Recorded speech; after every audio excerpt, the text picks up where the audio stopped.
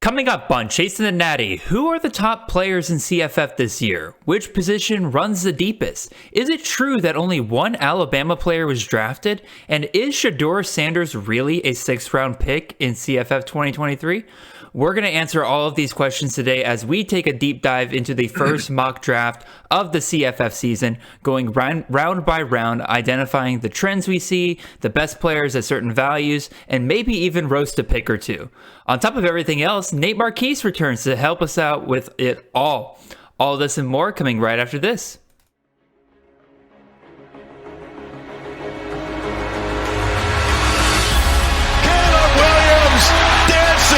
Cutting, mesmerizing run by the quarterback. Marvin Harrison Jr. touchdown. Marvelous Marv. Ball next to the end zone, drop down for Franklin. Oh, majestic touchdown. This is Chasing the Natty, a college fantasy football podcast.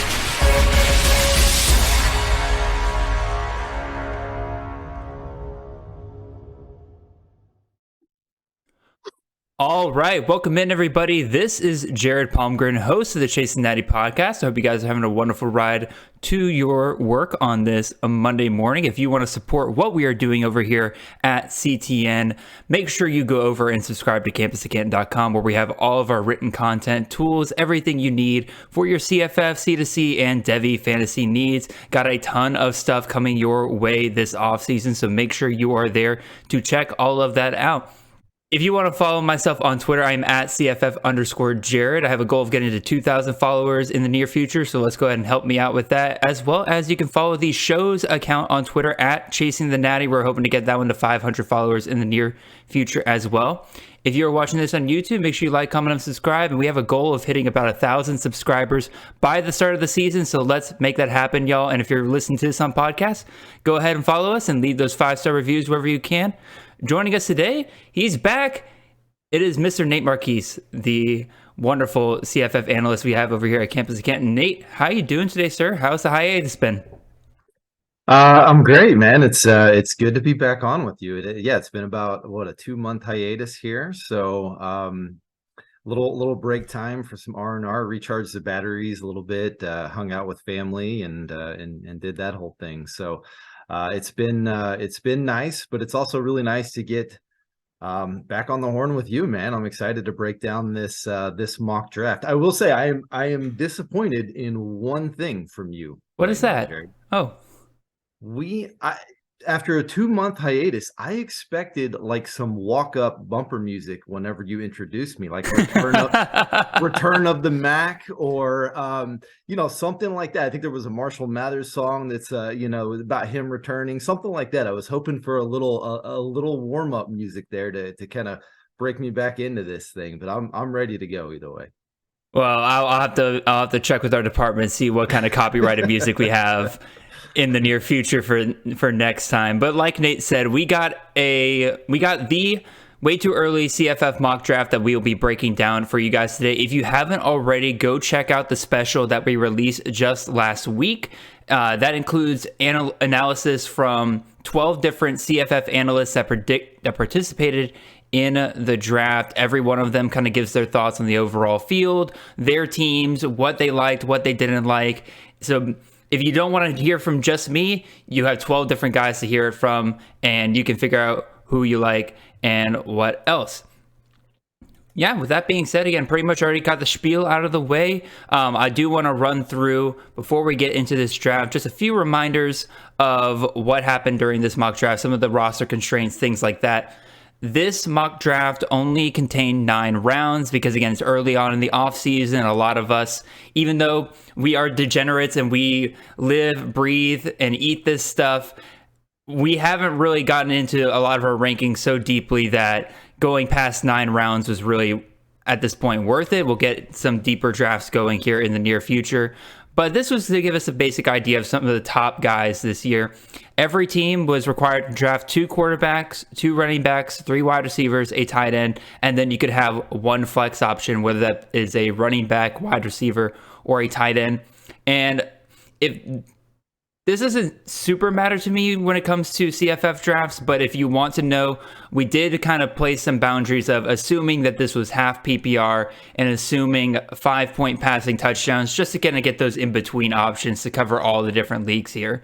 But Nate, I'll ask you before we dive into this. You don't have anything on the screen yet. You haven't really dived too deeply into this mock draft. You've heard some whispers and rumors and stuff like that. It's kind of like a Marvel movie. It's like when the Marvel movie comes out, you can avoid spoilers all you want, but you pick up on some things here and there. But before we get into it, what's your overall feel of the field this year, and what are you kind of expecting here?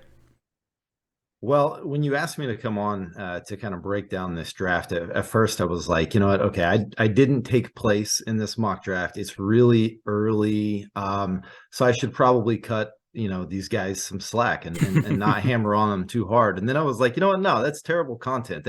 I want something. I'm not going to come in here with pace pecani salsa.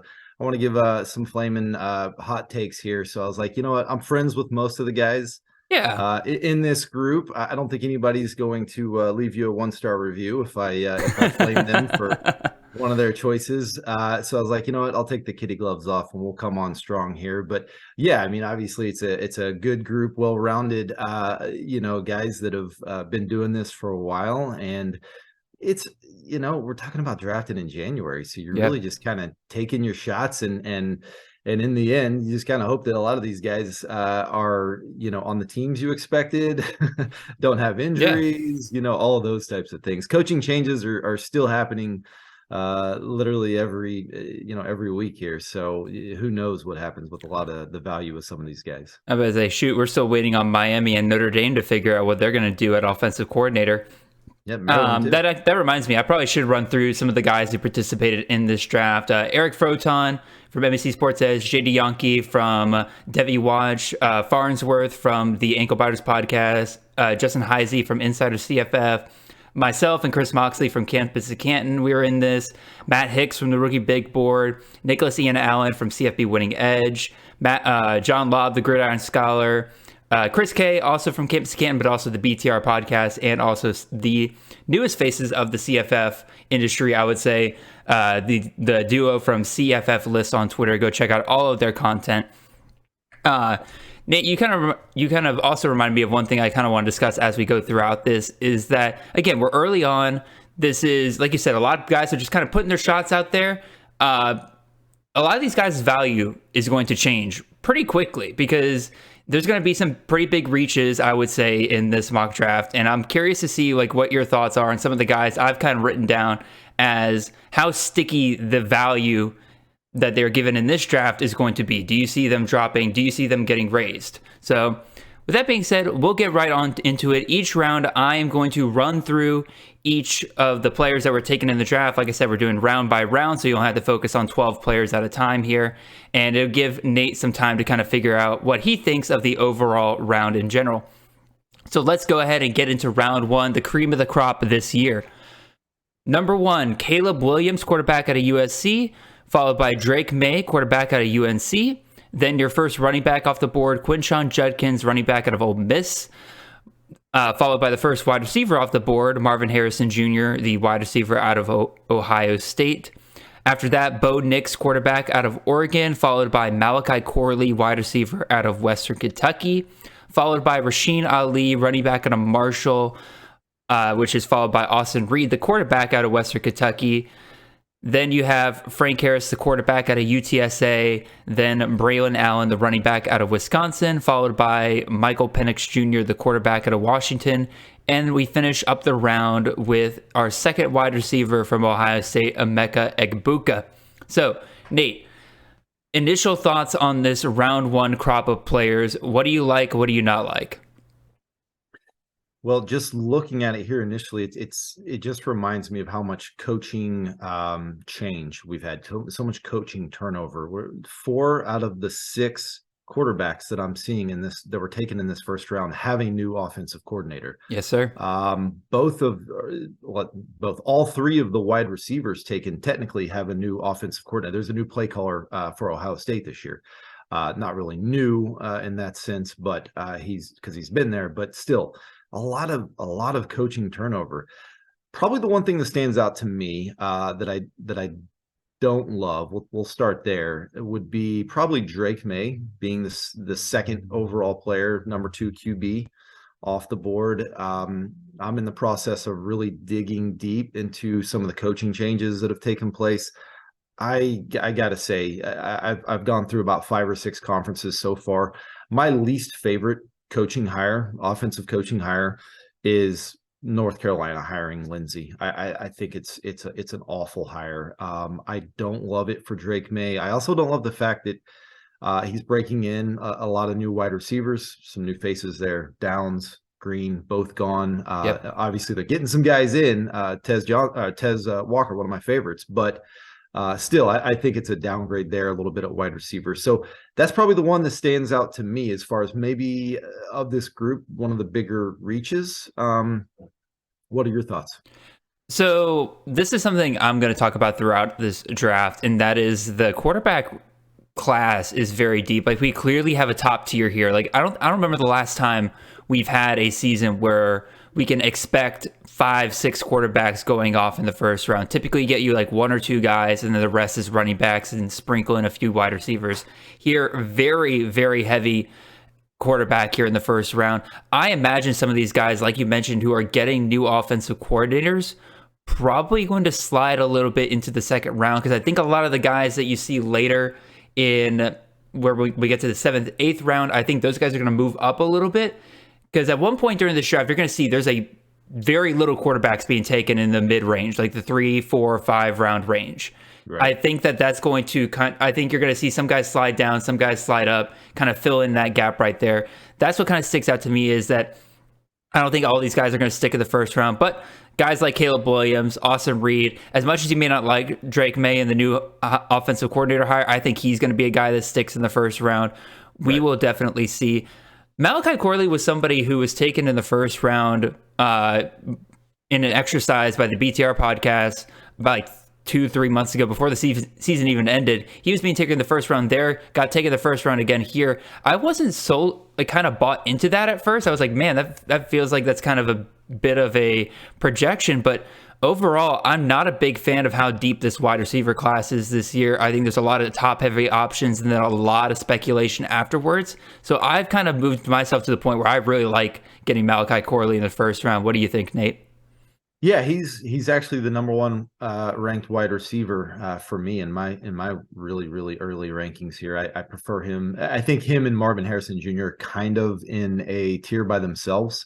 I think there's a little bit of a drop there between Egbuka, some of the UTSA wide receivers, some of the Washington wide receivers. So, yeah, I have no problems if you take Corley in the first round. Again, another guy that's got a new offensive coordinator, so we'll be curious to see what the changes are there. Couple of things that stood out to me here. Obviously, I'm a unabashed Caleb Williams fanboy. I've been that way for a long time since he was a freshman. Just keep in mind, he's the only guy on this list here that has 2 byes and does not play during the championship week because of week 0. So just know, if you're investing the number 1 overall pick, I certainly won't blame you if you do, but you're not getting him for the championship week if you make it that far. So just something to keep in mind. So I talked to the person who made this pick at the 101 after we got news that USC wouldn't be playing in week 13. I said, would you have changed your pick? I DM'd him afterwards, and he said, no, not at all. Because, let's be real, this is going to be the guy that gets you to the championship. And if you have a championship roster, you're going to have a third quarterback option that you're going to be able to plug in and play. If you don't, then quite frankly, you don't deserve to win the championship at that point anyway. Yeah, no doubt. I love Frank Harris at the 109 right here. He's somebody that I think I've actually moved up to number 2 in my QB rankings behind Caleb. I just, man, all the weapons that he's got back. Yeah, he's got a new offensive coordinator as well, but they promoted from within. Same thing they've done for the last 2 offensive coordinators. So love that. Yeah, as long as Jeff Traylor's there, he's going to be just fine. One more pick I'll talk about here, and again, we're spending a little long in the first round, but it's the first round. These are going to be the most important guys here. Braylon Allen, running back out of Wisconsin. very interesting pick there, because if this was a normal season with Wisconsin, like, yeah, heck yeah, Wisconsin running back, let's do it. You're bringing in Phil Longo. Obviously, he's had great running backs, CFF running backs in the past, but it's not quite the hand the ball off to the same guy 25, 30 times in a game kind of offense. Considering some of the running back options we're going to see here later, I don't really buy getting Braylon Allen as a first round guy. What do you think, Nate? Yeah, I've kind of changed some of my how I view the first round, and that I want to take almost like the least risky selection I can take. Give me a guy that is for sure going to finish top 10 in his position, and I'm pretty happy with that. And there's definitely some risk now with Braylon Allen, because I think it's likely we see his volume decrease. So in order for him to produce at the level he has been, we need to see his efficiency increase. He's not really proven that he's a pass catcher. And it is a system with Phil Longo that does utilize the running back out of the backfield as a pass catcher. So if he can improve in that area, then that will help with his efficiency. But I am with you. I have some concerns if I were to take him that early, because there is some risk involved there. I will say a point in favor of him on efficiency is that with Phil Longo, they're going to be passing the ball a whole lot more than we typically have. They have a much better quarterback in Tanner Mordecai than they've had. He's not going to be facing those 9-man boxes consistently, so he should be able to break a few more big runs than we've been typically used to. Yeah, he'll have increased scoring opportunities. They're going to move the ball a lot better than they have. It's just a volume thing. Yep, absolutely. Yep. All right, let's go to round 2. And this round starts off with Blake Corum, running back out of Michigan, followed by Will Shipley, the running back out of Clemson. After that, you got Travion Henderson, the running back out of Ohio State, followed by Raheem Sanders, the running back out of Arkansas State. By the way, you guys definitely should be watching the YouTube product of this show, because Nate's face that he gave just now on one of those names was absolutely great. With the 5th pick in the second round, Rome Odunze, the wide receiver out of Washington, was taken, followed by Tyler Shuck, the quarterback out of Texas Tech. Second half of the round, you got Xavier Worthy, wide receiver out of Texas, followed by Damian Martinez, the running back out of Oregon State. After that, you got Trey Benson, the running back out of Florida State, followed by Torrey Horton, the wide receiver out of Colorado State. And you finish up the round with 2 running backs in Jermaine Brown Jr., the running back out of UAB, and Nicholas Singleton, the running back out of Penn State. Nate, start us off, sir. What are your initial thoughts, good and bad, on this round? Let's start with something that I like. I love the Raheem Sanders pick here. This puts him as what like RB6 or 7 at this point? 7, I believe. Okay, yeah. So I like that. I think he's a top 5 running back for me. I know there's some coaching changes there as well. That seems to be kind of the theme here. Everybody's had a new offensive coordinator, it seems like. But I'm confident in his ability. I still like Dan Enos as far as being able to use the running back. We saw Roman Hemby last year and what he's done at Arkansas in the past as their previous offensive coordinator. So that was one that stood out to me that I really liked. 2 that stood out to me that probably was what I was looking at whenever you saw me making that face. Well, my eyes were just kind of drawn to Tyler Shuck here, because he's the only quarterback in this round.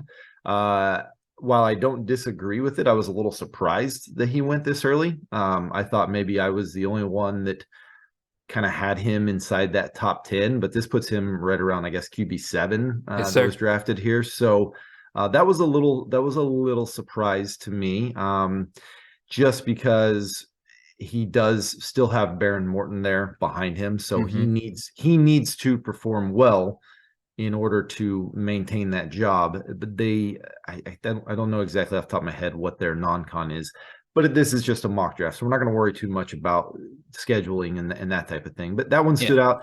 Jermaine Brown, simply too high for me. I know you and I have talked about Jermaine Brown Jr. at the UAB running back. He went as the 11th pick in the second round here, so 211, 23rd overall selection. That's just too high for me. Again, there's a coaching change there. I don't trust anything about Trent Dilfer or the staff that he's hired. I don't know what his offense is going to look like. That's just way too high for me. Was that your pick? I know you loved that. That was actually not my pick. Okay. Surprisingly, although I was considering him there, I was more looking to see if I could get him in the third round, but then he went not long after I picked. He had a huge bowl game. I get it. There's definitely some fuel to him right now for sure. Yeah, absolutely. The only thing I would be kind of concerned about is, again, he is a smaller back than like Dwayne McBride. Am I a little concerned about him being able to take that volume on a week by week basis? Yes, but at the same time, he's a much better pass catcher than Dwayne McBride ever was. So I'm hoping that they can utilize him a bit better there. Talk about Raheem Sanders. I took a running back in the first round. Again, I'm trying not to spoil like who I am in this draft and everything. You can go listen to the Way Too Early to learn about that. But I was considering Raheem Sanders in the first round. So like when I saw that he was still available in the second round, I was getting over the moon excited about the idea that he would fall to me and become I could start off with two great running backs. Unfortunately, he didn't quite make it to me, so I was a little sad about that. But other great values here that I saw, Torrey Horton, wide receiver out of Colorado State, even in a terrible offense last year, dude just absolutely was the entire offense for Colorado State at times and was still a top 20 wide receiver for CFF this past year. There's nowhere to go but up for that offense this year. We've seen Jay Norvell in the Mountain West can produce a good offense. Maybe they really needed to kind of fix some of the bugs from last year. They should be able to get going again better this year, and that can only mean good things for Torrey Horton, especially if they can get another wide receiver going. They can get some double teams off of Horton. You also talked about Tyler Shuck. He's another one of the guys that, again, I agree with you. I don't necessarily disagree with him going this high, but I think over time, he's going to be one of those quarterbacks that slides into like the third round range as quarterback kind of evens itself out throughout the draft. Anybody else here that I wanted to point out? Oh, TreVeyon Henderson. What do you think about this, Nate? Because I'm personally avoiding the Ohio State running back room right now because I don't know what to do with it. Again, TreVeyon Henderson, when healthy, clearly the best running back in that backfield, hands down.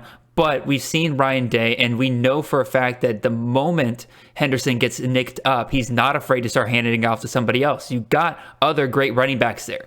You got Mayan Williams, who inexplicably came back for another season, in my opinion.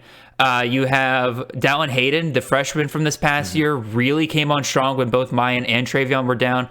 And then everybody forgets about Evan Pryor, another really good running back in that backfield that was showing out in the spring before he got injured for the entire season. So what are you doing with TreVeyon, Nate? Because I personally feel like this is too high. I'd much rather take Raheem Sanders, much rather take Damian Martinez, much rather have Jermaine Brown, guys like that. Yeah, I'm with you. I was actually going into 2022. I was fading pretty much all assets of Ohio State outside of CJ Stroud, and I got a few pieces of Marvin Harrison Jr. Outside of that, I was fading the rest of the lineup, and I got pretty fortunate with that because everybody seemed to get injured. But yeah, I think this is probably where we see him go in a lot of drafts because the talent warrants that. But the volume doesn't. And yes, I am with you. I'm really nervous about Ohio State, guys. Am I going to have to spend every Saturday morning trying to figure out what games Ryan Day is playing that day, and if he feels like it is an important enough game to be able to put his best players out there? And that's a game I just generally don't want to play. So drafting TreVeyon Henderson at the 203. Isn't something you will see me doing. But I get it. The talent's there. If it pays off, he's the guy that can go for 1,600 yards and 16 touchdowns. That would not surprise any of us. I mean, he's got that kind of potential. Absolutely. Speaking of guys with insane talent, but might be going a little bit too high, one last guy we'll talk about here, Nicholas Singleton, taken here at the end of the second round. Katron Allen's still there. And the unfortunate thing is that Katron Allen's the same class as Nicholas Singleton. Are we afraid that Nicholas Singleton's never going to be able to be that clear workhorse back for Penn State? Clearly might be the best back they have, but with Katron Allen being as talented as he is, it feels like that Singleton going this high is a little too high. What do you think, Nate? No, I don't hate this. Again, this to me, this feels like discount TreVeyon. You got him, like 8 picks later. And to me, I would put those guys kind of in the same tier. I'm not sure exactly which weeks I'm going to be able to start them in a season-long league. So I don't hate this. His talent's there. I think, especially with Sean Clifford moving on, they're going to depend on the ground game a little bit more, especially early in the season. So I could see a world in which Singleton and Katron Allen are both pretty viable fantasy options. And say I was looking at Singleton had the #1 breakaway percentage of any running back in the country as a true freshman. I mean, the talent is just incredible. So if you want to bet on that talent, I don't have a problem with it. All righty. Let's go ahead and move on to the third round here. Starting off, we got two wide receivers here. Zachary Franklin, the wide receiver out of UTSA, comes off the board, followed by Devontae Walker, the wide receiver from Kent State, going to North Carolina. This is followed by Kavorian Barnes, the running back out of UTSA. And then we have our first tight end off the board with Brock Bowers out of Georgia, followed by Jalen McMillan, the other wide receiver out of Washington. This is followed by the second tight end off the board, Brant Keithy, the tight end out of Utah. And then the second half of the round here, we have Dorian Singer, the wide receiver out of USC. And then you have Carson Steele, the running back out of UCLA, transferring over from Ball State. After that, you got Devin Neal, the running back out of Kansas State, followed by Cade Klubnik, the quarterback out of Clemson. And you finish up the round with two running backs in Ramon Davis, the running back at Kentucky, coming over from Vanderbilt. And then you have George Holani, the running back out of Boise State. Nate, what do you like? What do you not like? Man, there's a lot to digest with this round. Things got real wild here in round 3. I'll just kind of run down a few things here that kind of stood out to me. Zachary Franklin, obviously really good value for him here. I think he's a top 5 wide receiver, and we know, as you've mentioned, there's potential for the wide receiver group in this year to not be as deep. So being able to get him in the 3rd round would be really nice in a draft. Sir. Brant Keithy, sorry, I love Brant Keithy. He's my tight end too. I can't take him this early. That's a little too early for me. Dorian Singer, this is too early for me. Devin Neal, this is too early for me.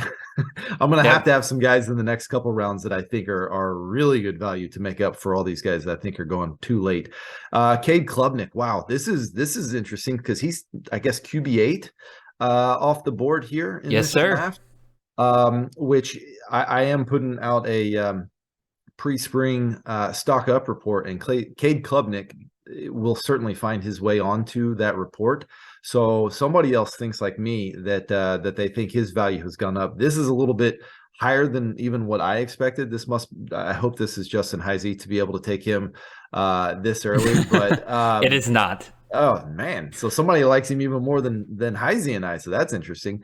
And I'll be honest, man, Ramon Davis and George Holani, it's like, I would say probably 2/3 of this round, I think we're all maybe a little bit higher than what I would be comfortable taking some of these guys. If it makes you feel better, Nate, I feel very much the same way. There was a lot of guys who are very high up in my rankings falling into this round, and I saw a lot of these guys coming off the board, like Carson Steele, Devin Neal, George Holani, Dorian Singer. Again, all good players. Don't get me wrong. I understand why each of them were picked, but it just made me more and more excited every time that one of them came off, because that meant guys that were much higher on my list were going to fall to me in the 4th round. I felt very good in this round. But again, a lot of very speculative picks here. Again, Carson Steele, I'm not sold that he will be the #1 guy at UCLA. They do seem to like TJ Harden quite a bit there. Keegan Jones is still there as well. I don't know for a fact that Carson Steele, again, I get that he's probably the most projectable given his workload he had at Ball State, but I'm not quite there yet to pick him up in the 3rd round. Nate, you love Devontae Walker. Yeah, he is the first UNC wide receiver to come off the board, and I'm telling you right now, he is by far not the last that comes off in this draft. Sure. Do you think it's worth taking him this high, given that other guys are going to be available later? What do you know exactly what wide receiver this would be off the board? Is this should be like wide receiver 8 or 9? I'm guessing, as far as where we're at. That is wide receiver 8. 8. Okay. So yeah, that's probably higher. I think I have him currently, and obviously it's February, so it's crazy, but I currently have him ranked, I want to say right around wide receiver 16. So probably not a guy I'm super comfortable to take quite this early. I get it. If he's your guy, I do think he is the wide receiver one there. I'm pretty confident in that. But yeah, probably not taking him quite this early. I think this is so a couple things that we're seeing here. You're going to see a lot of speculative picks being had in this area because one, it's a super early mock draft. True. And two, it's the nature of college football right now. All of this player mobility has changed a lot. And so you're having to kind of project a lot when everybody is going to new teams or everybody has a new coaching staff that they're working with now. So yeah, I get it. There's a lot of projecting, and Devontae Walker is definitely one of them. See, again, when I see a lot of guys coming off the board that are kind of speculative, it definitely draws me more to guys that I feel like are known quantities. So, like, again, my favorite picks in this round probably Zakhari Franklin. Kavori Bars I like, but I can admit that's a bit more of a speculative pick considering it was just based on what he did in the second half of the season. We don't know what he looks like over a full season. But again, I disagree with you a little bit. I think Brock Bowers and Brant Kuithe are both good values in this round. You think so? You think this is a good spot for Brant Kuithe? I think so. Again, he was a tight end one before he got injured last year. Like before he, but that was like 3 games. That was like 3 games, but even still, we saw what Dalton Kincaid did the entire rest of the year. And I'm not saying he would have gotten exactly those numbers, but again, he clearly was the top option for Utah. And then they just funneled whatever they would have done with him over to Dalton Kincaid and then some, because again, Dalton Kincaid is talented in his own right. But again, Kuithe came back for a reason. I think they're going to absolutely utilize him once again. Cam Rising's back. No real worry about chemistry there. Maybe I would probably not have taken him 2 picks after Brock Bowers, but like I'm not going to hate on anybody that takes him in the 3rd, 4th round range. I think these are the clear top 2 tight ends for this year, and then after that, it gets a lot more speculative very quickly. Go ahead. I was just going to say, I think if we, just based off when this draft took place in January, if we'd have had a little bit more concrete word on what the heck Zakhari Franklin was doing, I can't imagine he would have fallen into this group. I think he probably would have gone earlier. He would have easily been a 2nd round pick in my opinion, if not a 1st round, possibly. Yeah. I mean, Halani's interesting. Whenever you get Genty coming back there, and they, that's a staff that wants to run the ball a lot, but they've also got a quarterback that runs the ball now. So I just wonder if there's actually enough volume to go around for him to warrant this level of a selection. Yeah, because again, like Halani, I went back and looked, and like, yeah, when he's the number 1 guy for Boise State, yeah, he's going to get 100 yards. He's going to get a touchdown. That's pretty much what you get out of him every single game, and it is a great feeling. But again, I am worried about GNT. I definitely would have taken him a little bit later. Dorian Singer, the wide receiver out of USC, first USC wide receiver to come off the board here. Kind of similar question with Devontae Walker, Nate. Are you taking Singer here in the 3rd round, or are you going to take a guy like Taj Washington, Mario Williams, Brennan Rice in later rounds? Yeah, and Singer goes at the 307, Devontae Walker at the 302. I get some of the similarities that you see there between those two, changing to transferring over to the new team. I'm like I said, this is probably a little early for me on Singer. I definitely don't mind somebody taking a stab at that lead USC wide receiver, and if I were to choose one, I think it would be Singer. But I also think that there's a pretty good chance that we see a number of guys get some action there, and that ball spread around a little bit for USC. Yep. All right. Let's go ahead and get on to round 4 here. Starting off in round 4, Jacob Cowling, the wide receiver out of Arizona, followed by Matthew Golden, wide receiver out of Houston, which is then followed by Quinn Ewers, the quarterback out of Texas. You got 2 more wide receivers here. Troy Franklin, the wide receiver out of Oregon, followed by Jamari Thrash, the wide receiver from Louisville, transferring in over from Georgia State. After that, you got Aiden Robbins, the running back out of BYU, coming over from UNLV, followed by Frank Gore, the running back out of Southern Miss, Jaquindon Jackson, the running back out of Utah, and LaDamian Webb, the running back out of South Alabama. After that, you got DeCorian Clark, the wide receiver out of UTSA, followed by Marquez Cooper, the running back out of Ball State, coming in from Kent State. And then you finish up the round with CJ Donaldson, the running back from West Virginia. We did decide before this draft started whether or not we would consider CJ a tight end or a running back. And I said, just for argument's sake, we're going to keep him a running back. Yeah, that makes sense. So, Nate, I can already tell there's one pick that you liked based on the smile you gave when the round first came up. So what do you like? So here we go. There's actually a handful of guys in this round that I really like, that I think some people got some really nice value with. A couple, the first three wide receivers that you mentioned, 401, 402, and 404, which is Jacob Cowing, Matthew Golden, Troy Franklin. I like all three of those selections. Actually, Decorian Clark I like as well. I think all of those guys are good value here as we get into the fourth round. My favorite pick by far in this round is LaDamian Webb. It's not even close. He's a top 6 or 7 running back for me. To get him here well after RB7, I think is fantastic value. Marquez Cooper, really good value as well too. Even though he's transferring teams, he falls into one of my favorite landing spots. Ball State taking Carson Steele's volume is what we can expect. And he's proven, even though he's small, he can handle that type of workload. So I love that. I'm kind of warming up to Frank Gore. He's one of those guys that had an incredible bowl game, and I'm wondering how much weight we put onto that. But taking him here at 407, I don't mind. A couple that stand out to me that I don't love. Let's talk about those for a second. Quinn Ewers. I'm sorry, Texas fans. I can't do him this early at 403. Can't do it. I have a rule of thumb whenever I'm taking my QB1. He either better be able to get me a ton in the rushing department, or his volume better be like Mike Leach, Western Kentucky. Yep. That type of pass volume where they're going to be throwing it all over the field. And Quinn Ewers does not fall into either one of those buckets. So I can't do it. Can't do it as him as my QB1. Aiden Robbins is interesting at BYU, right? That's a decent landing spot. Here's the deal, though. I don't think Aiden Robbins is a very good running back.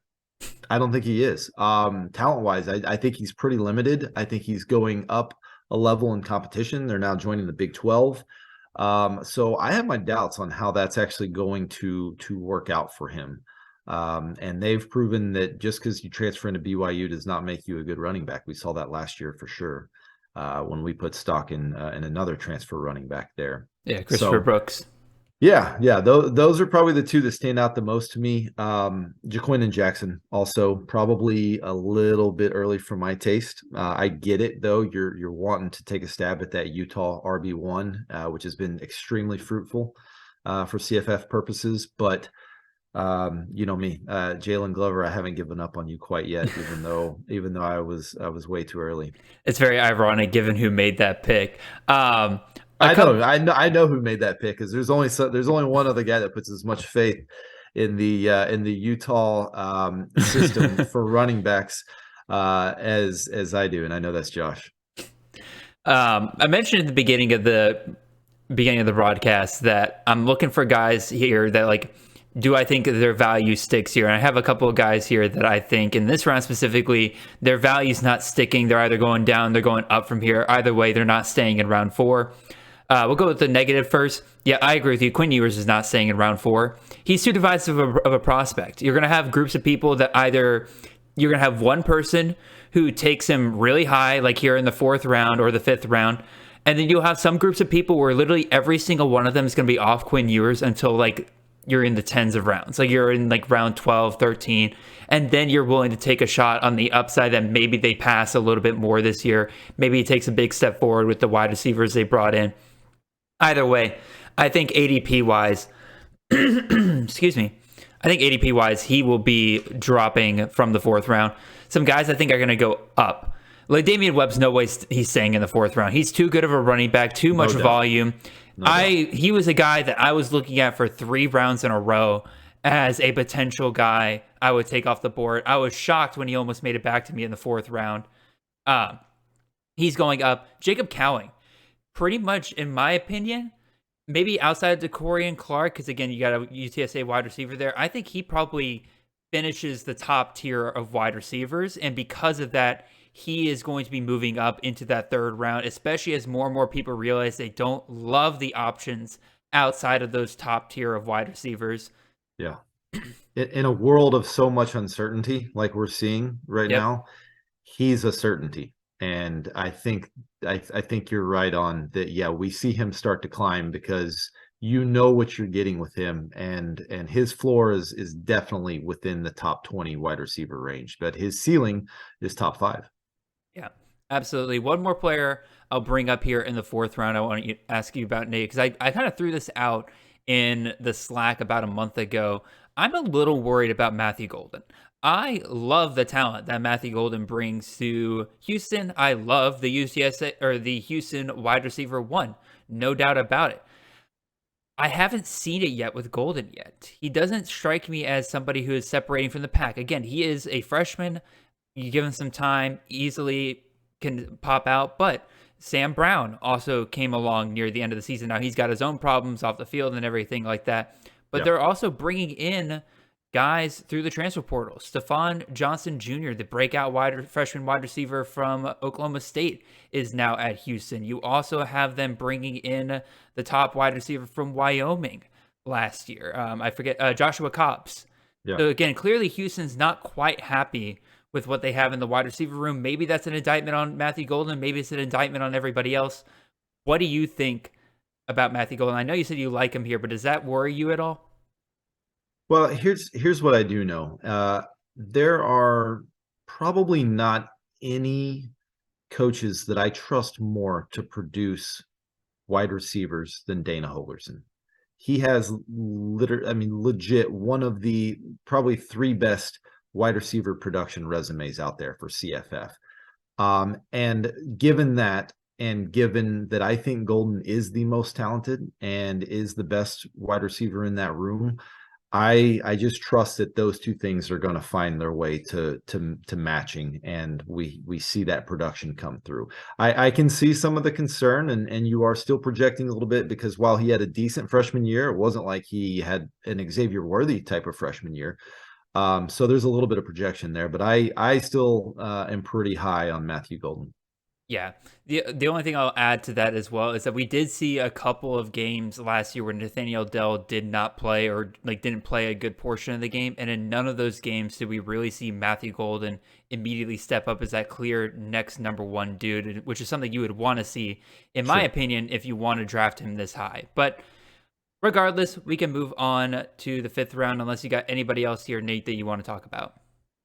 No. I mean, obviously there's some interesting picks. CJ Donaldson and Jamar Thrash we didn't mention, but again, we're projecting. I don't hate it if you think those guys are going to be the ones that are the standout players of those rooms. So yeah.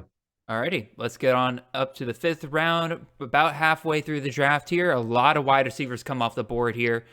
Definitely starting, I think, getting a little bit of my guyism with some picks. So let's check it out.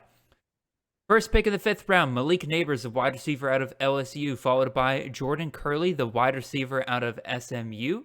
This is followed by Jace McClellan, the running back out of Alabama, and Joe Milton, the quarterback out of Tennessee. This is followed by 2 running backs in Rodney Hammond, the running back out of Pitt, and Cy Bengura, the running back out of Ohio. And the second half of this round, pretty much all wide receivers except for 1 pick. You got Squirrel White, the wide receiver out of Tennessee, coming off with the 7th pick in the 5th round. After that, with the 8th pick, you have Sean Tyler, the running back out of Minnesota. 9th pick, Antwain Wells, the wide receiver out of South Carolina, followed by Tetariah McMillan, the wide receiver out of Arizona, Devin Voisin, the wide receiver out of South Alabama, and Oronde Gadsden Jr., the wide receiver out of Syracuse. Nate, your initial thoughts on this round? I love the first 3 running backs that come off the board here. Jason McClellan. I love him. Yeah. Jason McClellan comes off at 503.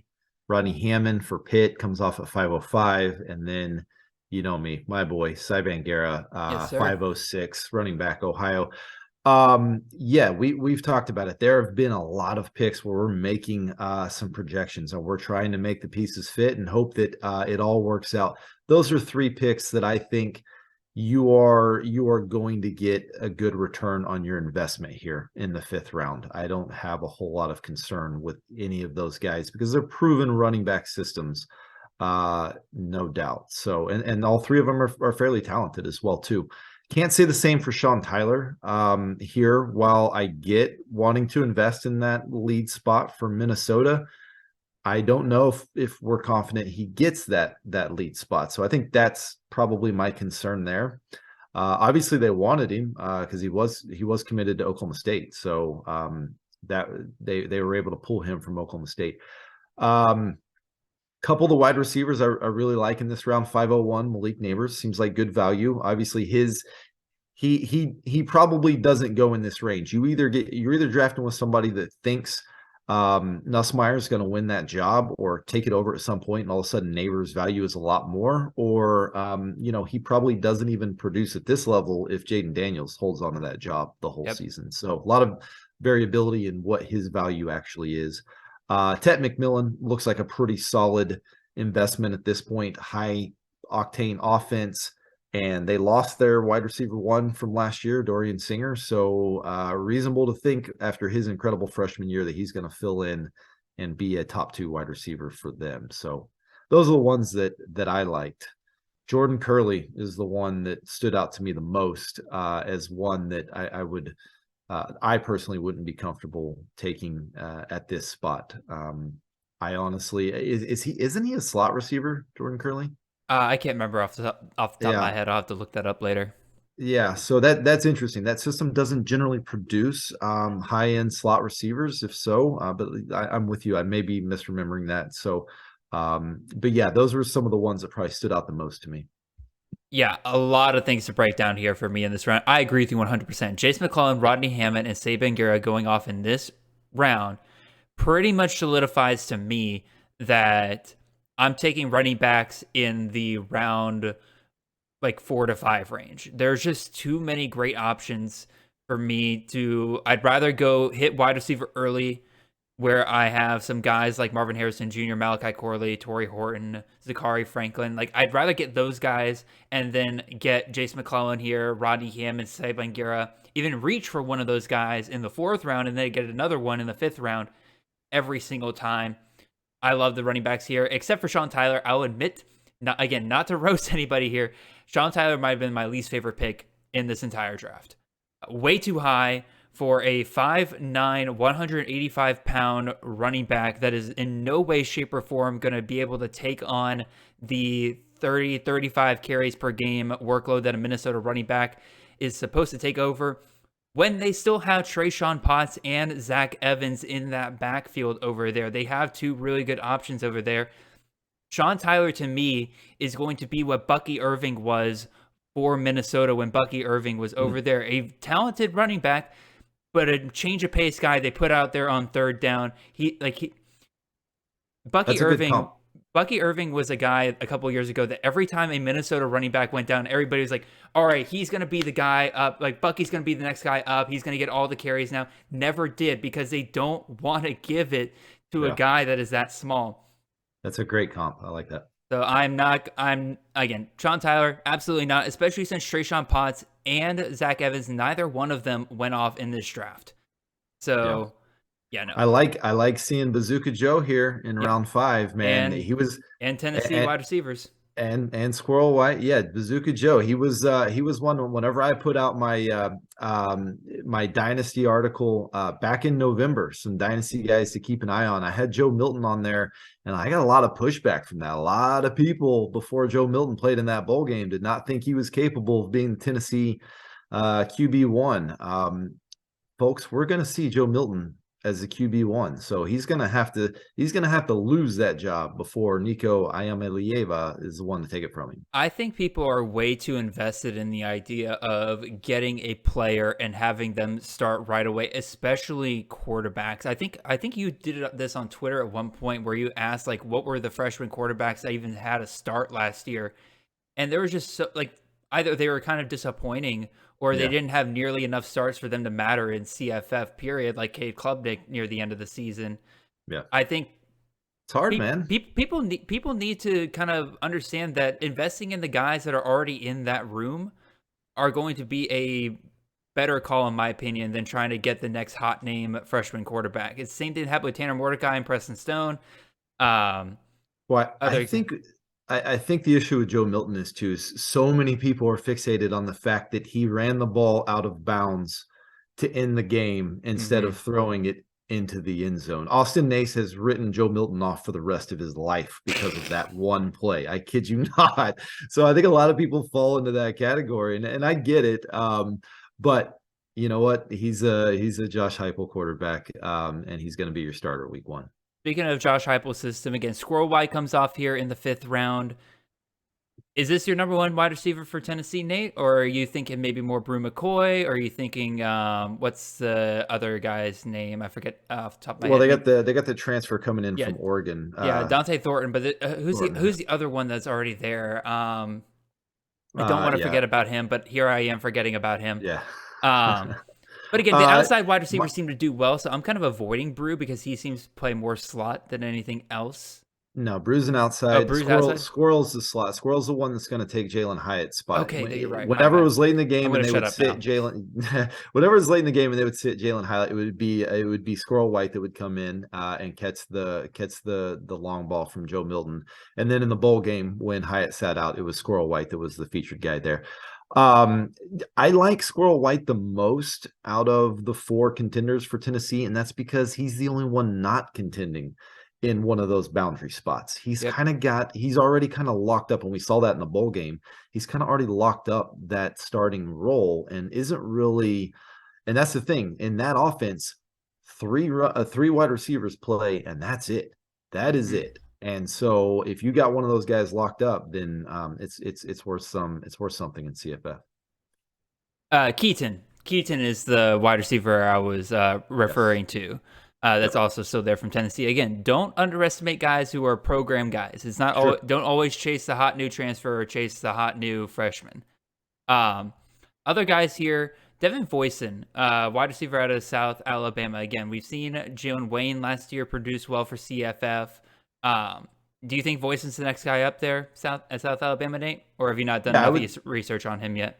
No, he did enough to end the season that I would have some pretty good confidence in him. He had a really strong last 3 or 4 games of the season. So yeah, I can see that. He's like a 5th year guy. No. He's like a 3rd year guy that has been in that system for a while. So yeah, I don't have any problems with it. All right, let's go ahead and move on to round 6 here. Starts off with Samson Evans, running back out of Eastern Michigan, followed by Shedeur Sanders, the quarterback out of Colorado, followed by Brew McCoy, the wide receiver out of Tennessee. After that, you got Elijah Badger, the wide receiver out of Arizona State, followed by Caden Prescore, the tight end out of Ole Miss, coming in over from Memphis, the 3rd tight end off the board here, followed by Sam Wiglis, the wide receiver out of Ohio. After that, you got Bucky Irving, the running back out of Oregon, Evan Stewart, the wide receiver out of Texas A&M. After that, you got our 4th tight end off the board, Jatavian Sanders out of Texas, followed by Derwin Burgess, the wide receiver out of Georgia Southern. And then you finish off the round with Riley Leonard, the quarterback out of Duke, and Luther Burden, the wide receiver out of Mizzou. Nate, what are your thoughts? Positive and negative. Give it to us.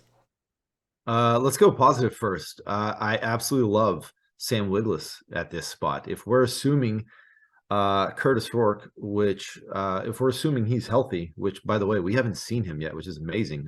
He's a top 10 quarterback for me. But if we're assuming he's healthy going into the season, then it's totally wheels up for Sam Wiglis. We've seen what those two can do together. So absolutely. I love that value right here. Cool with Samson Evans. He's proven that he can be very fantasy relevant. We're kind of getting into that spot here in the middle rounds where you just want guys that are going to produce to some degree. I don't know that there's anybody else that really stands out as as like just incredible picks. I love Luther Burden at 6'12" right here. He's somebody in my rankings, just the more I do research into the coaching change there at Missouri, that I'm thinking he's a real stock up guy for me. I love the hire of Kirby Moore, Kellen Moore's brother, from Fresno State, coming over to run that offense. So Yeah. I like that quite a bit.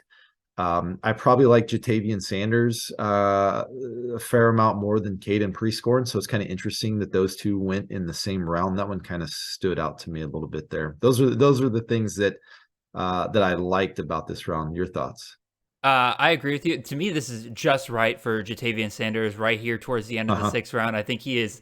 I think there's a tier between him and Keithy and Brock Bowers, but he's also that clear number 3 guy. I think those are the 3 top guys for the most part. Great value here. Caden Prescorn, I have feeling, again, not going to be a very sticky value. He's going to drop into the rest of the tight ends whenever they go off in your drafts, because I think whoever took them here forgot that Michael Trigg is still involved at Ole Miss. And again, Trigg has his own off the field issues. But also, again, like even without Trigg, they didn't really utilize the tight end last year like we were kind of expecting them to, especially with them not having great options at wide receiver throughout the year. So I think he's definitely taken a little bit too high here. Again, I agree with you on Sam Wiggless. If you assume Curtis Rourke is coming in, that's a great pick right there. Derwin Burgess, I think, is another really good pick here from Georgia Southern. Again, they're going to be throwing the ball 40 times a game. He's pretty much the only wide receiver that of serious volume coming back from last year. He was injured to end the season. Clearly one of the better guys that they have. I think he's a great value here in the 6th. Evan Stewart, if Jimbo Fisher is not lying to us and is being truthful about getting the ball thrown around a little bit more, Evan Stewart definitely should be a great value here. Ones I don't really like here, or I'm very unsure about, Shedeur Sanders, quarterback out of Colorado. You're looking at, again, like, let's see, 7, 8, 9, 10. He's QB 11 off the board here. I don't have him nearly that high. I think there are much better quarterback options. And Nate, I'm telling you right now, or anybody listening, if you're not convinced this is a deep quarterback class by now, the next round is absolutely going to convince you of it, because the quarterbacks come off in round 7 are insane. But Shedeur Sanders comes off way too early for me here. Again, I get it. It's Prime's son, and Prime is gonna make sure that his kid gets all the touchdowns and make sure that he gets as much. Nepotism's a powerful drug. I would say it's a powerful drug. Stat pads his son to oblivion, so I get it. But also, Colorado was bad last year, and they're going to be bad again this year. I don't care what people say. Deion's not going to get them up and running this year. I think this is way too risky of a pick here early on. What do you think, Nate? Yeah, I mean, it's earlier than I probably would be comfortable taking him. But at the same time, I also don't hate it. And, I mean, there's a lot of risk involved. This isn't a situation where he's just moving up a level from like Conference USA to the Pac-12, like, what's his name? The Arizona Wire, Jake Cowing. It's not that situation. It's not even a situation like Cam Ward, where he's moving up from FCS to the FBS Pac-12 level. Because he was at a lower level FCS program, lower level division.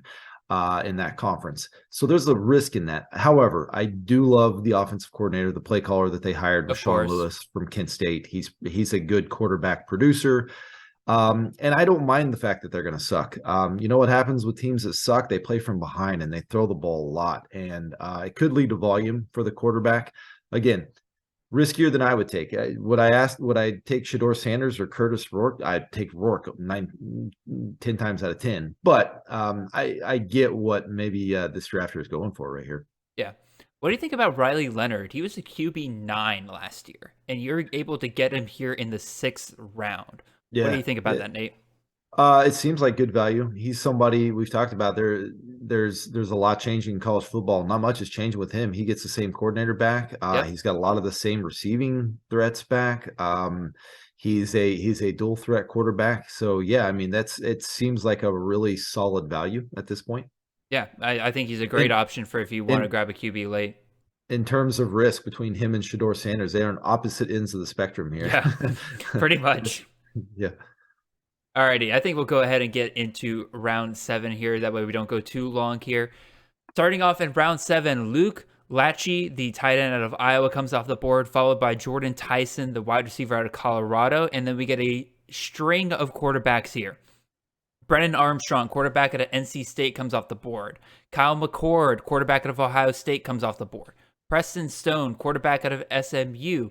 After that, you got Jordan Travis, quarterback out of Florida State. And then you finally have your boy Curtis Rourke there, Nate, at the 707. After that, back to wide receiver, J. Michael Sturdivant, the transfer wide receiver to UCLA, coming in over from Cal. After that, you got LaQuint Allen, the running back out of Syracuse, followed by Jaden Ott, the running back out of Cal. And then you have another tight end, Mitchell Evans, up-and-coming tight end out of Notre Dame. And then you finish off the round with another quarterback, John Rice Plumlee, the quarterback out of UCF. Nate, what are your thoughts on this round? Well, we have a handful of quarterbacks here where we've talked about they don't have a ton of risk. If we're assuming Curtis Rourke is healthy, which I think we can, that's probably my favorite pick of the whole draft. I think he's a top 7 quarterback for me. Getting him this late just seems like incredible value. I like the Brennan Armstrong, solid value going back to Robert Anae there. Jordan Travis, I mean, there's almost zero risk with him. This is a guy that has Heisman potential, and we're talking about getting him, as what I'm guessing is maybe this drafter's QB2 at this point. So that seems nice. I got to be honest with you. This is the first time I've ever heard of Mitchell Evans. I don't know who this person is. If you'd have told me he was the tight end for San Jose State, I would have said, okay, sure. I would have had no idea. So that guy, I don't know who he is, so I can't really comment, but I guess I will. I know that we got some really good drafters in this mock, so I'll have to do my research on Mitchell Evans. Luke Lachey, man. He is a descendant of 98 Degrees, Nick Lachey, the pop singing band. So you gotta love that guy. I mean, why not? Iowa tight end who comes from an incredible pop star family. So, but no, he's I think if he's your tight, we're kind of getting into the rounds where you're just kind of taking a shot on your tight ends now. Yeah, the first 5 or 6 have gone off the board, so no issues with that one as well. Yeah, if you're going to take a tight end this late, might as well go for the Iowa tight end. Again, there's 2 good options at Iowa this year, so I think that's probably the only reason why you don't see Lachey higher in like the Jatavian Sanders range. Sure. But otherwise, I think it's a pretty good pick here. I'm not entirely sure if I'm ever going to pick Jordan Tyson this high. Again, obviously, Colorado, Sean Lewis, you're going to want to take a shot at those wide receivers, but I just have no clue if Jordan Tyson will be that guy for Colorado. Yeah. We'll see. I have a feeling they're not done in the transfer portal. Again, I adore this run of quarterbacks right here.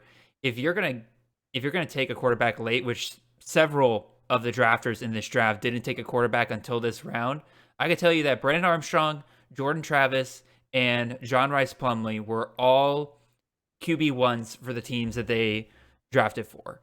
I feel like you're getting pretty solid value there, especially if you don't get one of those top-tier quarterbacks in the first round. Jaden Ott, I feel like people are getting a little too freaked out by the running backs that they're bringing in through the transfer portal. I think Ott, what was that? No, I don't think they are. I don't think they're getting freaked out enough. You don't think they're getting freaked out enough? Yeah. All right, let me hear it. I'll totally disagree with you.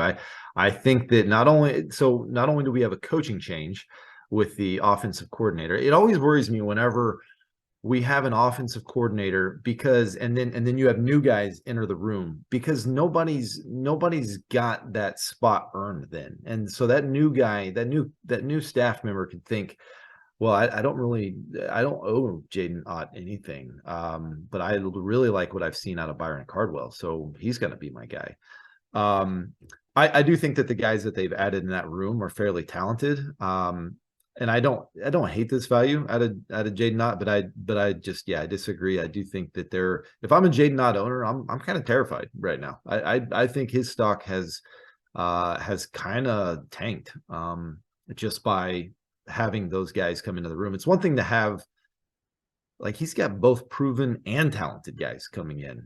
Justin Williams is the talented one, and Byron Cardwell, we've seen he's actually pretty good. So yeah, I think that's an interesting running back room there, Cal. Alrighty. The other running back that came off in this round, LaQuint Allen, running back out of Syracuse. Again, 14 catches in the bowl game.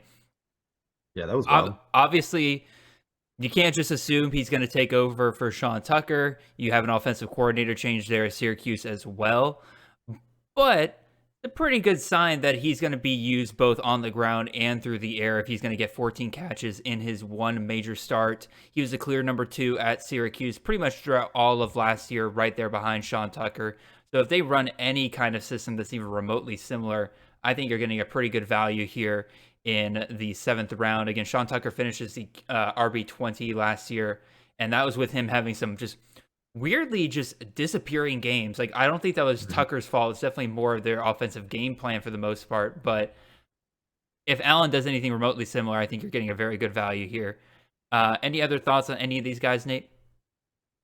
No, I think we've touched on most of them. I'm still a Preston Stone believer, so especially with Mordecai moving on, I think this is a nice spot for him. Yeah, absolutely. Round 8. Nate, you'll like this round because there's a lot of Oklahoma players coming off the board here.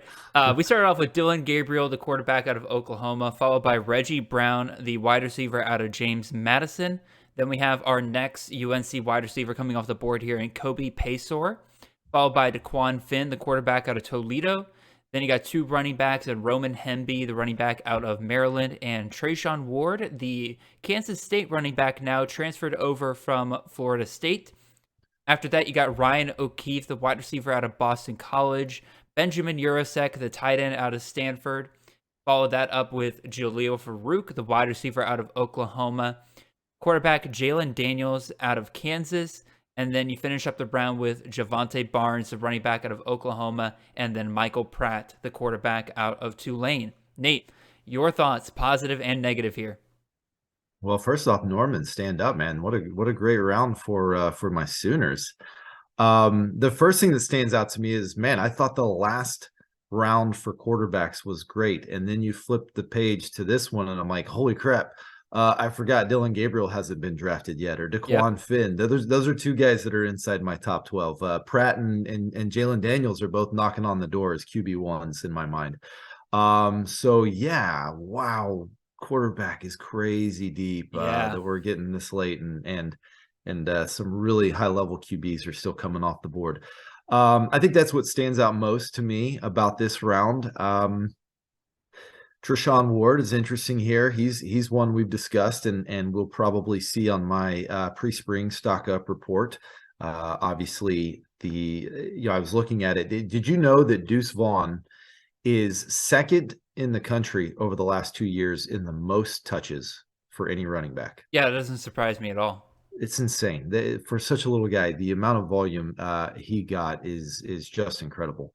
So that's a good fit. Roman Hemby, we're still waiting to see what the Maryland offensive coordinator ends up being. So that cocould be either a really nice value or maybe we don't love that one so much here in the future. So those are kind of the ones that stand out to me. I love the value at the quarterback room here. Also, DeQuan Finn, we don't know. There's lots of talk as we're recording that Jason Candle's going to be the new Miami offensive coordinator. So I'd be really curious because I do think he's kind of a system guy. I don't know, that he's going to be the type that's going to thrive with just any offensive coordinator. So I'll be curious to see if he does leave, who's the new staff there. Yeah, but that's kind of what stands out to me. I'm glad. I'm kind of agreeing with you on Finn there. I'm glad he's going in this range of QBs rather than again, he finished pretty high in terms of QB rankings last year. He was the QB. Where did he finish? QB 34. But again, really, man, I thought he was even higher. I guess he did sit out a little bit there. Yeah, he missed 2 games towards the end, or 3 games towards the end. So, but even still, I'm glad Finn's coming over here because it would be suck to see him drop because of a coaching change there. I think even if they do change coaches, this is still a pretty good value for him this late. Again, like you said, the quarterbacks in this round are also pretty incredible, and this is why I'm convinced that some quarterbacks are going to come from that top tier, move towards those kind of middle, third, fourth rounds. And some of these guys here in the 7th, 8th round range, I think they're going to move up just a little bit as the season goes on. There's going to be a little bit of a tier break coming in with just some of these guys that are huge values here. People are going to want to hit that even earlier to have 2 strong quarterbacks going into the season. Yeah. Other guys that stand out to be here, again, Kobe Paysour, the wide receiver out of UNC. Devontae Walker goes off in the early 3rd round. I understand he is a guy that can easily take over as the top wide receiver for UNC, but Kobe Paysour, like I said earlier, don't doubt the guys that have already been there, that don't have to learn a new system. And especially a guy like Kobe Paysour, who is somebody that flashed at times last year for the Tar Heels. Again, new offensive coordinator, so definitely some risk there. But I personally like his value here in the 8th a little bit more than I like Devontae Walker in the 3rd. What do you think, Nate? Yeah, I would probably disagree with you a little bit on that. Paysour is definitely somebody I'm going to be fading. I know that's probably not what a lot of people think out there. I've heard a lot of Paysour love for the most part. My concern is, I've already mentioned it. The offensive coordinator, I think, is a terrible hire. I don't know that there's going to be enough room for more than 1 or 2 wide receivers to be really relevant. And the problem that Paysour has is that Nate McCollum, who they brought in from Georgia Tech, who I really like his skill set, also plays that slot position. And so him and Paysour are going to be kind of fighting each other. Whereas I think the outside positions, the boundary spots with Green and Devontae Walker are kind of more settled. So my concern with Paysour is McCollum, and are there enough balls to go around for 4 guys? So I'll say this again: Georgia was heavily involved in trying to recruit Nate McCollum when he went into the transfer portal, and they were recruiting him as an X receiver. Okay. So I think there is a possibility that we see McCollum move towards the outside, kind of free up some space for Paysour there. And then you have your 3 main guys pretty much right there. Rip Andre Green Jr. But yeah, I mean, if we start seeing that kind of talk out of spring, then that's something I could definitely pivot and say that, okay, Paysour is safe. And now we got to start looking at some of those boundary spots. Is there enough balls to go around there? Yeah. Absolutely. Let's go ahead and hit up the last round here, Nate, and then we'll have a couple of questions here at the very end to kind of recap everything. Round 9. First, you got a running back come off the board here, Marshawn Lloyd, the running back of the USC, and then you got a lot of tight ends come off in this round because a lot of people waited till the final round to grab their tight ends. RJ Maryland, the tight end out of SMU, Mason Taylor, the tight end out of LSU, Nate McCollum, we were just talking about him, wide receiver out of UNC, comes off here. Jamal Banks, the wide receiver out of Wake Forest. Then you have Grayson McCall, the quarterback out of Coastal Carolina. Then more tight ends, Colson Loveland, the tight end out of Michigan. After that, you got a quarterback in Jaden DeLora out of Arizona. Then you got Tanner Koisel, the tight end out of Ball State, followed by Jalen Conyers, the tight end out of Arizona State. Then you finish up the draft with Tavian Robinson, the wide receiver out of Kentucky. And then Mr. Irrelevant for this draft is Mr. Sedu Traore, the tight end out of Colorado. I am pretty sure I butchered that last name heavily there. No, I think you got it. Oh, perfect. Nate, your thoughts on this final round? Again, obviously, probably don't see this many tight ends go off in the 9th round. You probably see people wait a little bit later, but because it was the final round, a lot of people are kind of forced to do that. But your thoughts on some of the guys coming off here? Yeah, I mean, a couple things that stand out, kind of the same discussion we had on Paysour, kind of carries over here with Nate McCollum being drafted just a handful of spots later.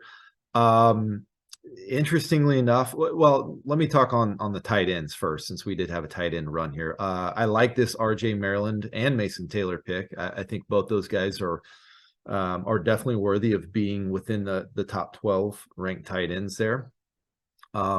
And then Sedu Traore, we've talked about him. While I don't love the fact that he's transferred, I kind of just wish he would have stayed at Arkansas State.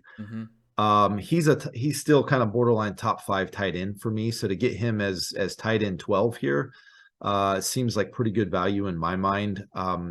Utah wanted him. I trust that staff when they want a particular tight end, there's not really anybody else that's better at evaluating tight ends than Utah. Mm-hmm. So I think he's a really good player. And like I said, they're going to be down a lot. They're going to have to pass the ball. He's one of their more proven pass catchers.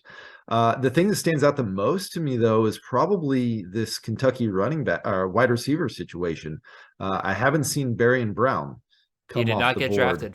So just kind of an interesting, I mean, obviously this is one of the last picks in the draft with Tavion Robinson, but I think there's definitely a debate that could be had between those two as to which guy would be the one to own in that Cohen, wide receiver room. So that's kind of interesting to me.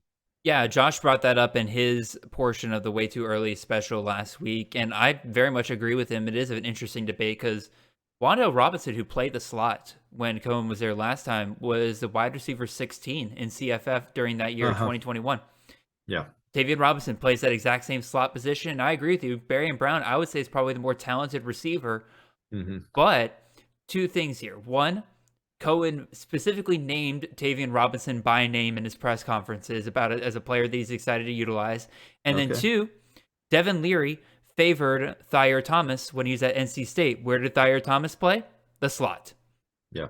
So a lot of things kind of going Tavion Robinson's way, and it is kind of just another chalk up to system play for CFF over talent. Sure.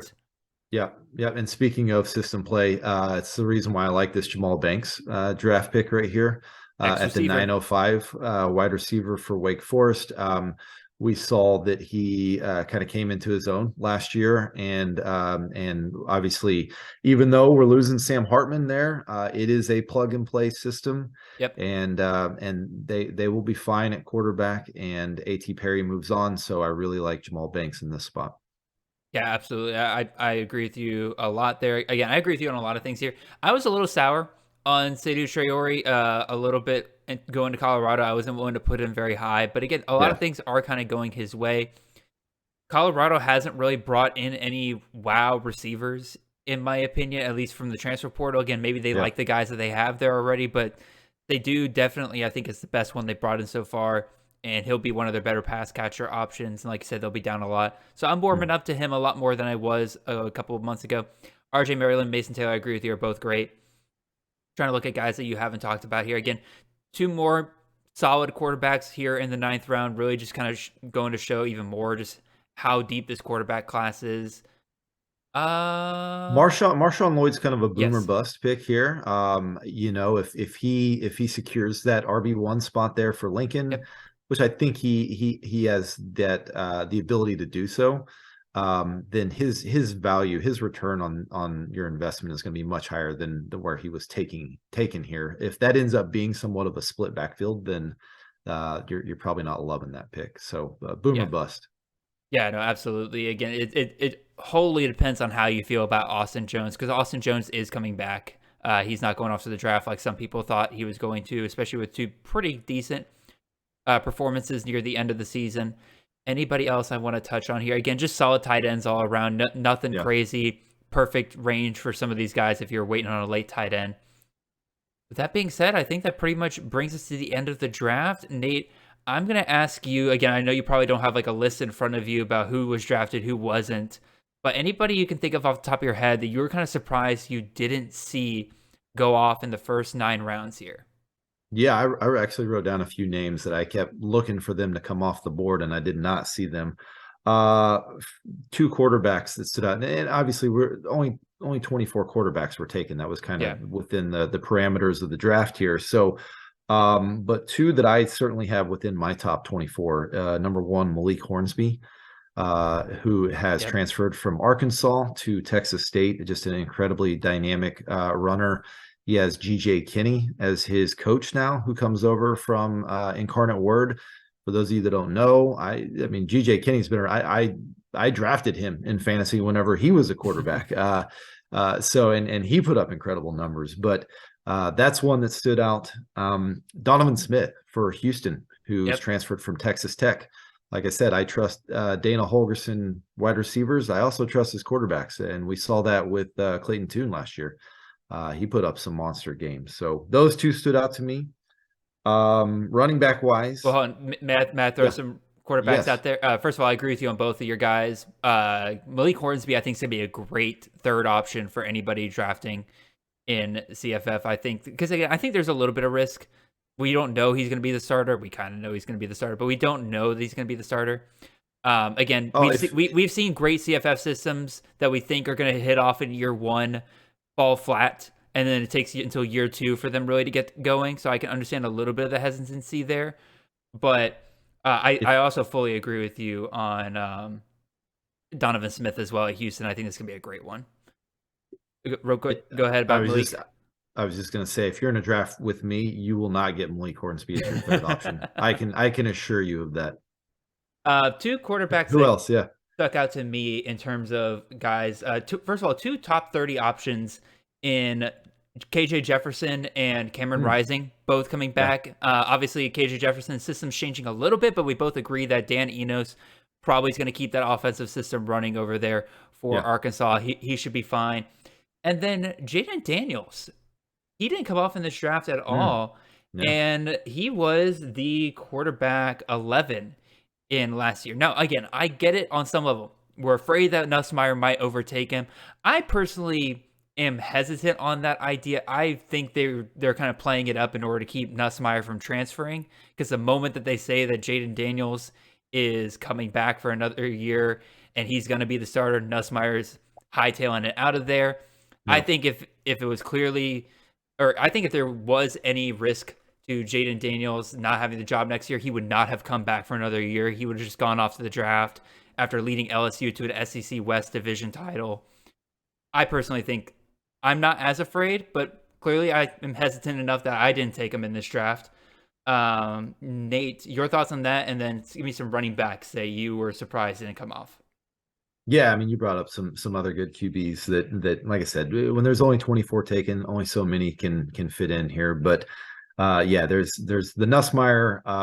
The Nussmeier hype is, I guess, is real because it's pushing Daniel's value down, his stock down quite a bit.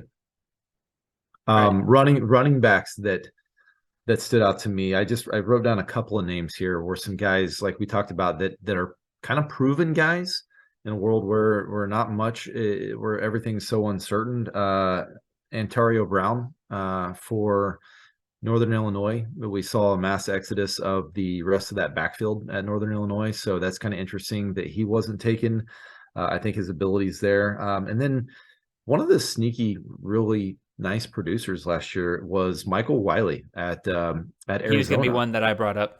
Yeah, so he wasn't taken, and he's kind of the guy that I would definitely put in that bucket of, okay, we kind of know what we're going to get from him. We saw him do it for an entire year, and he had a strong season. So those were two that kind of stood out to me. I'll say real quick on Ontario Brown, I kind of mentioned this in the Slack when you brought him up last time, that I really am afraid that NIU is a lot like UL, Lafayette, or just Louisiana, where no matter how talented we think a number one guy is, like Chris Smith was last year, they're going to find other bodies to split that body of work up. I know that there was a mass exodus, but they brought Gavin Johnson from Iowa. Gavin Williams. I'm sorry. Yeah. They brought Gavin Williams over from Iowa. They're always going to have some decent options that they're going to hand the ball off to that are just kind of walk-ons or just kind of lower tier guys. Yeah. I'm just not ready to buy in until I see a true number one guy at NIU. Michael Wiley, like I said, I agree with you on that one. Other one, Jalen White, the running back out of Georgia Southern. He didn't come off the board here. And he was a guy that was, if I remember correctly, got as high. He started off the season really good and got as high pretty much as, he got as high as QB 10 by week 3, but then he kind of dropped a little bit. But even late into the season, week 8, he was RB 14 on the year, and then he dropped off as he got injured, missed some games and everything like that. But I'm surprised that he wasn't taken. Yeah, that's fair. That's fair. I often forget about him. Also, one more quarterback probably should throw out there real quick. Mitch Griffiths, quarterback out of Wake Forest. Another system play right there. Yeah, that's a good system play. He's definitely not gonna crack my top 24, but probably not. But yeah, he's gonna be very consistent. All right, Nate, give me some wide receivers that you were surprised you didn't see come off the board here. I had written down a couple, but they kind of got taken there towards the end. We'd already mentioned Barry and Brown, was kind of interesting. Justin Lockhart is the one that probably stood out the most to me. Yep. Love Justin. Yeah, with Elijah Cooks moving on, you have to think that he's going to be the go-to guy, and they still bring back the same staff, the same quarterback. So a lot of things are aligning for him to have a nice season. A couple wide receivers that surprised me. One, Terrell Vaughn, the wide receiver out of Utah State. Like, it's still Blake Anderson's system over there. Yeah, it was a bit of a mess last year because of the quarterback situation. They tried to roll out the decomposing body of Logan Bonner throughout several of the games. Finally just gave up, threw Cooper Legas out there for a while. It took him a while for the system to get going, but we still saw them have that number one wide receiver in Bryant Cobbs, and there's a clear number two guy, Terrell Vaughn. I think that he is set up to be in line for that number one option next year. Again, it's been outside guys for Blake Anderson throughout his history, but we have seen a slot guy appear every once in a while. And again, Terrell Vaughn strikes me as separating himself a little bit there. So I was kind of surprised I didn't see him go. And then the Alabama wide receiver situation. Yeah. I was just about to say Ja'Cory Brooks. Jermaine Burton. Jermaine Burton, yeah. Either one of those guys. I'm surprised nobody took a shot on either one. Yeah, no, that's fair. I would probably take Brooks first. It's close. I actually think Jermaine Burton could have a pretty nice season. He wasn't bad at times, especially towards down the stretch at the end of the season. So and we know the talent's there. So yeah, I imagine both those guys kind of move up as drafts get going. I currently have Burton at wide receiver 20 and Brooks at wide receiver 23. So I agree with you. They're very close in my opinion. Yeah, that's probably a little bit higher than where I would have both of them, but I think I'm not far behind you. Yeah, and then Isaiah Bond I have a little bit further down, but I like Isaiah Bond a lot. So, okay. And then do you want to go through some tight ends that you were surprised didn't go through, or nah? I mean, we're only taking one tight end, so if your top 12, it's you're drafting in January. I'm not gonna knock it too much if anybody gets left off. I just got to do my research on what was his name? Mitchell Evans. Evans. Okay. Wait, no. What's Mitchell Evans? Yes, Mitchell Evans. Sorry. Sure. So yeah. One last thing, Nate. Based on what you have seen here today, just kind of thinking back on the overall draft, what strategy will you be employing kind of going forward? Like, which positions would you hit on earlier? Which ones would you kind of hit later? What do you think? I mean, kind of what we discussed early in the draft. Wide receiver, a lot of uncertainty after maybe those first, 10 or so. So I would love to be able to be in a draft where I get a couple of those first 10 and feel confident about my wide receiver room, knowing that I'm going to be able to get some quarterbacks later on, and even potentially some running backs later on that I'm still going to feel okay about. So that would probably be my biggest takeaway, is trying to shore up that wide receiver room first. I'm still the type that's just, I'm going to take best available pretty much no matter what, but that's still going to stick in the back of my mind. How am I looking at wide receiver after the first couple of rounds? Because there's going to be a lot of uncertainty after that. So I will wait. No, this is C2C ADP. My bad. I'll throw this out to you real quick, Nate. And this is something that, again, John Law brought up during his segment last year, because he says he understands the drive to want to hit wide receiver early. I'm one of them, but he was quick to point out that last year, top wide receivers: Jackson Smith and Jigba, Jordan Addison, Xavier Worthy, Cedric Tillman, Josh Downs, Miles Price. We felt very similar last year. That is like a lot of great top options at wide receiver, and then things fell off. So you wanted to hit those wide receivers early, maybe, but a lot of those guys end up being busts. So are we concerned about that at all this year? No, I mean, a lot of those guys you mentioned were injury busts. True. So I don't know how much I would totally take away from that. But yeah, it's just like I said, I'm going in every draft taking best available. I'm not going to be swayed too much by depth and stuff like that. It's just going to stick in the back of my mind. It just seems a little top heavy with some of the wide receivers. Alrighty. I think that will pretty much finish us up here, going right about an hour and a half. So very, very nice here. Nate, I know you got a ton of great projects coming up here with some of the articles you'll be releasing in the next couple of weeks. Why don't you give everybody a little bit of teaser as to what those will involve? Sure. Yeah. So I really have two different sets of articles coming out. One is more data based and taking a look at historical trends of coaching staffs and analyzing each one conference by conference, each one of the offensive coaching changes that have taken place, and given a breakdown of kind of what that's looked like, and especially over the last 3 years specifically, and how those trends have gone, and really it's more just objective data I'm throwing out there, and it's on the reader to then take that information and use it how they feel necessary going into their drafts. Don't really give a whole lot of opinion-based stuff on that. And then on the other end of the spectrum, same thing I did last year, a total opinion-based set of articles, which is my pre-spring stock up and stock down report, which we've alluded to a couple times, and that's, guys that I think, whether it be changes in coaching staff, guys that have left for the draft, transfer situations, all of that taken into account, and how does that impact them from where we may have viewed them as the season ended back in November and December up till now. Yeah. So that's what I got coming out. Look for those in the next starting to roll out here in the next couple of weeks. If these freaking programs would figure out their offensive coordinators, Nick Saban and freaking Mario Cristobal, if you guys could get it together, then these coordinator jobs would be locked up. Saban's got his job done. Yeah. Now Notre Dame's got to figure out their situation.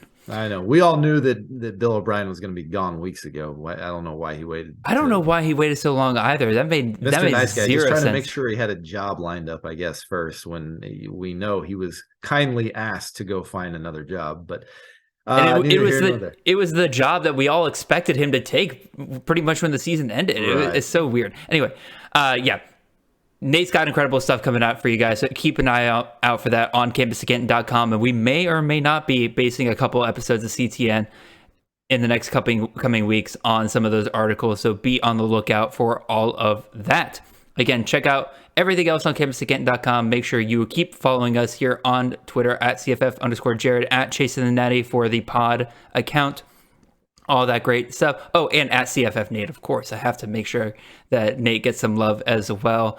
I'm a generous guy like that. Really appreciate you guys listening. Again, the season's just getting started, officially really deep into the 2020 season, or 2023 season, excuse me.